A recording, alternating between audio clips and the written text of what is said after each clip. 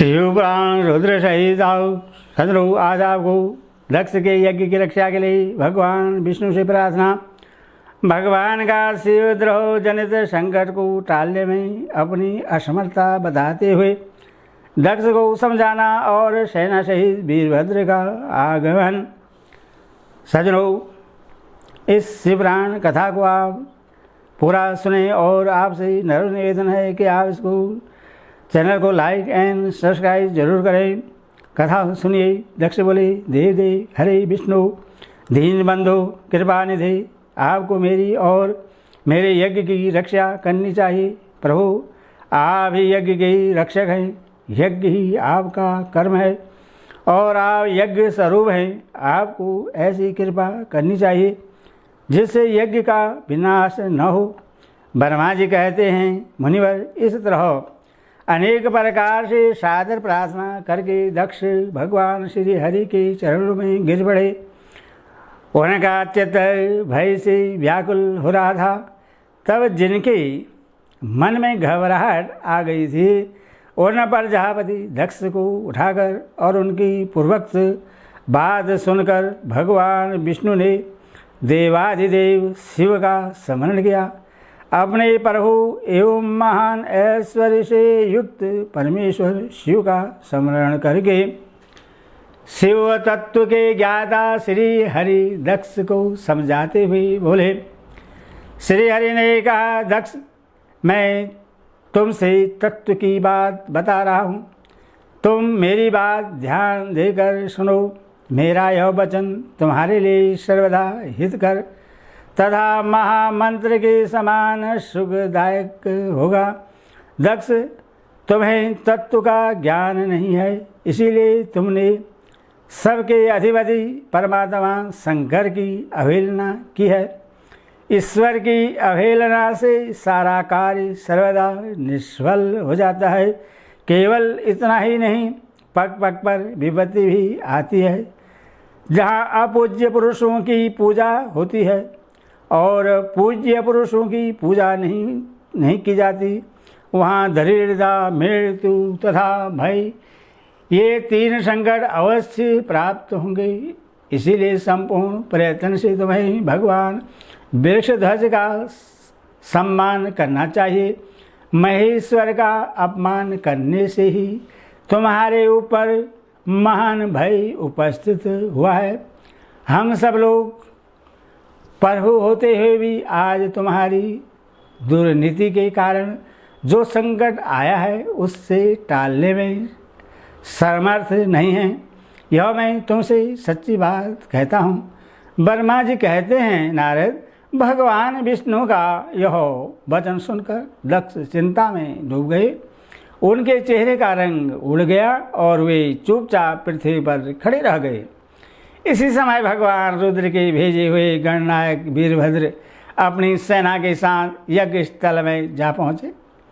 वे सबके सब बड़े सुरवीर, निर्भय तथा रुद्र के समान ही पराक्रमी थे। भगवान शंकर की आज्ञा से आए हुए उन गणों की गणना असंभव थी। वे वीर शिरोमणि रुद्र सैनिक जोर जोर से सिंहनाद करने लगे। उनके उस महानाद से तीनों लोग गूंज उठे। आकाश धूल से ढक गया और दिशाएं अंधकार से आवृत हो गई। सातों दीपों से युक्त पृथ्वी अत्यंत भय से व्याकुल हो पृथ्वी वन और कान सहित कांपने लगी तथा संपूर्ण समुद्र में ज्वार आ गया। इस प्रकार समस्त लोकों का विनाश करने में समर्थ उस विशाल सेना को देखकर समस्त देवता आदि चकित हो गए। सेना के उद्योग को देखकर दक्ष के मुँह से खून निकल आया। वे अपनी स्त्री को साथ ले भगवान विष्णु के चरणों में दंड की भांति गिर पड़े और इस प्रकार बोले। दक्ष ने कहा, विष्णु महाप्रभु, आपके बल से ही मैंने इस महान यज्ञ का आरंभ किया है। सत्कर्म की सिद्धि के लिए आप ही प्रमाण माने गए हैं। विष्णु, आप कर्मों के साक्षी तथा यज्ञों के प्रतिपालक हैं। महाप्रभु, आप वेदोक्त धर्म तथा ब्रह्मा जी के रक्षक हैं। अथो प्रभु, आपको मेरे इस यज्ञ की रक्षा करनी चाहिए, क्योंकि आप सबके प्रभु हैं। ब्रह्मा जी ने कहा। ब्रह्मा जी कहते हैं, दक्ष की अत्यंत दीनतापूर्ण बात सुनकर भगवान विष्णु उस समय शिव तत्व से विमुख हुए। दक्ष को समझाने के लिए इस प्रकार बोले। श्री विष्णु ने कहा, दक्ष, इसमें संदेह नहीं कि मुझे तुम्हारे यज्ञ की रक्षा करनी चाहिए, क्योंकि धर्म परिपालन विषयक जो मेरी सत्य प्रतिज्ञा है वह सर्वत्र विख्यात है। परंतु दक्ष, मैं जो कुछ कहता हूँ उससे तुम सुनो। इस समय अपनी क्रूरतापूर्ण बुद्धि को त्याग दो।